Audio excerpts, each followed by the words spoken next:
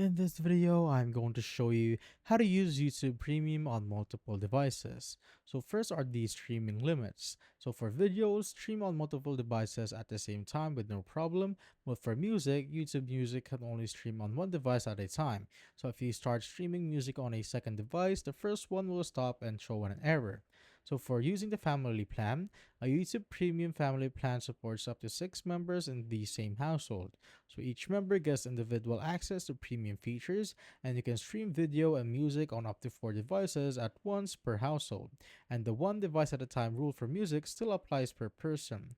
And for device authorization and offline downloads, so you can register up to 10 devices for offline downloads per account.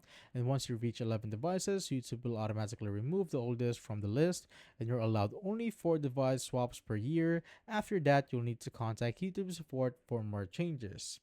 And here are some supported devices. So YouTube Premium works across smartphones, tablets and computers, smart TVs, and also streaming boxes and other supported devices. And here are some practical tips for smooth use. So if multiple people need premium features at once, get a family plan for better access. So be mindful of device limits, especially if you frequently switch or share devices.